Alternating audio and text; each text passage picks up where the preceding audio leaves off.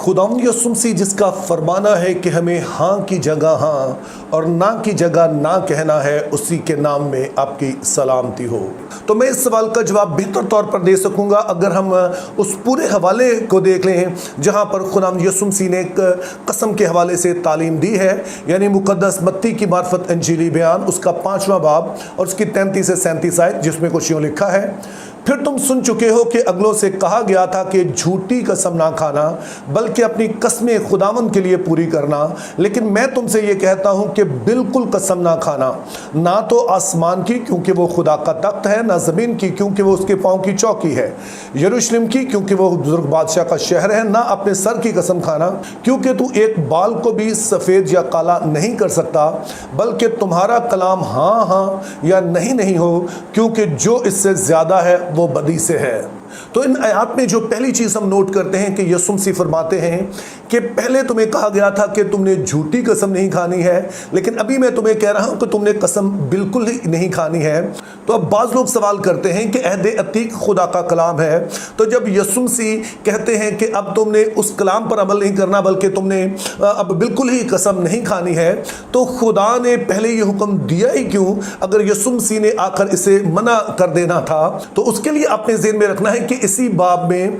यानी कि मत्ती 5 बाब उसकी 20वीं आयत में यसुम मसीह फरमाते हैं कि उसके लोगों की रास्तबाजी फकीयों और फरीसियों की रास्तबाजी से ज़्यादा होनी चाहिए। और उसके बाद यसुम मसीह चंद मिसालें देते हैं और उसमें से पहली मिसाल उन्होंने दी कि जैसे अहद अतीक में हम पढ़ते हैं कि तो खून ना करना, लेकिन मैं तुमसे कहता हूं कि तुमने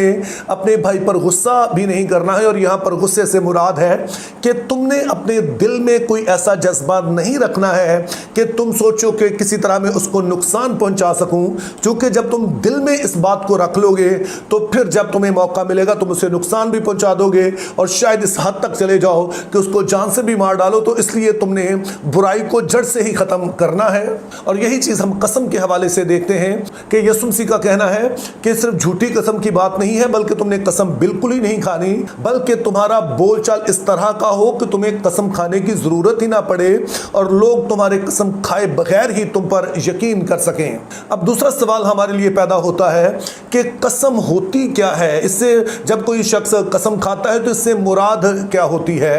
तो कसम से मुराद होती है कि आप खुदा को अपना गवाह बना रहे होते हैं और दूसरे शख्स को आप यकीन दिलाते हैं कि जो कुछ भी मैं कह रहा हूँ इस बात का गवाह खुद खुदा है। यानी कि अगर मैं सच नहीं बोल रहा हूँ तो मेरे इस झूठ बोलने की सज़ा खुद खुदा ताला मुझे दें। अब सोचिए कि जिस शख्स के सामने ये बात आपने कही है, खुदा को आपने बीच में लाकर उसको यकीन दिलाया है, वो आपकी बात का यकीन कर लेगा, तो वो दरअसल आपकी बात का यकीन नहीं कर रहा है, वो इस बात का यकीन कर रहा है कि ये शख्स अगर झूठ बोलेगा तो फिर खुदा इसे ज़रूर ही सज़ा देगा। तो इस तरह से आपने अपने शख्सी मामलात में खुदा को इन्वॉल्व कर लिया है। अब तीसरा सवाल हमारे लिए पैदा होता है कि अगर कोई शख्स झूठी कसम खा ले तो ये बात इतनी संजीदा क्यों बन जाती है? इसकी संजीदगी का अंदाज़ा आप इस तरह से लगा सकते हैं कि किसी शख्स ने दूसरे शख्स के सामने झूठी कसम खाई और उस वक्त तो उस शख्स ने यकीन कर लिया कि आप जो कह रहे हैं ठीक है, चूँकि आपने खुदा को बीच में डाल दिया तो अगर आपने झूठ बोला है तो खुदा आपको ज़रूर ही सज़ा देगा। और उसके बाद सोचिए कि कुछ अरसे बाद उस शख्स को जिसके साथ आपने झूठ बोला है पता चल जाता है कि आपने झूठ बोला है, लेकिन वो देखता है कि अगरचे कि आपने झूठी कसम खाई थी लेकिन इसके बावजूद भी खुदा ने आपको किसी तरह की सज़ा नहीं दी है। तो सोचिए कि ये दूसरा शख्स खुदा के बारे में क्या सोचेगा? पहले नंबर पर तो शायद वो सोचेगा कि खुदा का कोई वजूद ही नहीं है, या फिर वो सोचेगा कि खुदा शायद इन बातों की परवाह ही नहीं करता है कि चाहे कोई उसके नाम से झूठी कसम खाए, उसके बारे में किसी को यकीन दिलाए या ना दिलाए। और अगर कोई इस तरह से समझे तो ये खुदा के किरदार के बारे में बड़ा ही संजीदा सवाल उठ जाता है। और आपने याद रखना है खुदा अपने नाम, अपनी इज्जत, अपने जलाल के बारे में बहुत संजीदा है। और जब भी कोई खुदा का बंदा जानबूझकर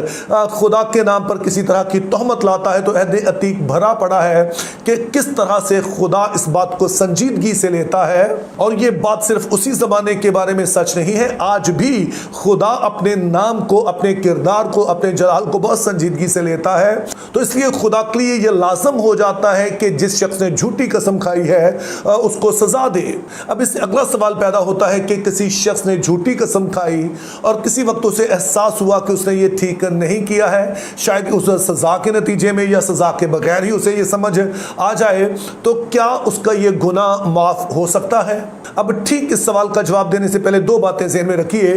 کہ جھوٹی قسم کی وجہ سے دو لوگ متاثر ہوئے ہیں. ایک تو وہ شخص جس کے سامنے آپ نے قسم کھائی ہے وہ ہے, اور دوسری طرف خود خدا اس سے متاثر ہو رہا ہے. تو اس لیے اگر آپ واقعی اپنے اس گناہ پر شرمندہ ہیں تو آپ کے لیے ضروری ہے کہ آپ دونوں سے ہی معافی طلب کریں. پہلے تو اس شخص سے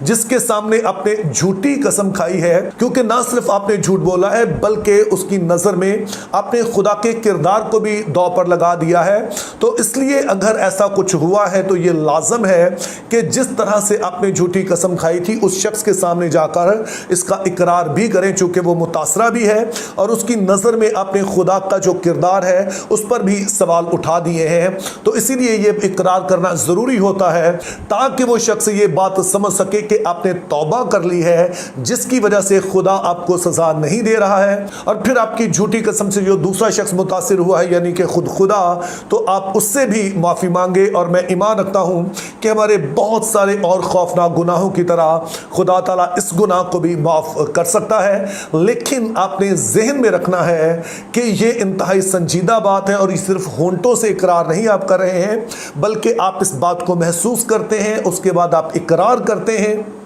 اور تیسرا اس کا مرحلہ ہوتا ہے کہ اس بات سے توبہ کرنا کہ آپ اپنے فائدے کے لیے آپ خدا کو بیچ میں نہیں لائیں گے, چونکہ جیسے ہم نے دیکھا کہ قسم صرف الفاظ نہیں ہے بلکہ یہ ہم خدا کے کردار کو بیچ میں لا رہے ہیں. اور اگر خدا سزا نہیں دیتا ہے تو اس کی اپنی ذات پر سوال اٹھتے ہیں. تو اسی لیے یہ سنجیدہ معاملہ ہے اور آپ کو سچے دل سے توبہ کرنی چاہیے. تو میں پھر سے کہہ رہا ہوں کہ باقی بہت سارے سنجیدہ ہمارے گناہوں کی طرح خدا اس کو بھی معاف کر سکتا ہے. اب ایک آخری سوال رہ جاتا ہے جو اس سے تھوڑا سا ہٹ کر ہے لیکن ہے اس سے متعلقہ, اور وہ ہے کہ جب ہمیں عدالت میں یا کسی ایسی جگہ پر کہا جاتا ہے کہ ہم حلف اٹھائیں تو کیا ہم حلف اٹھا سکتے ہیں, چونکہ یہ سنے تو ہمیں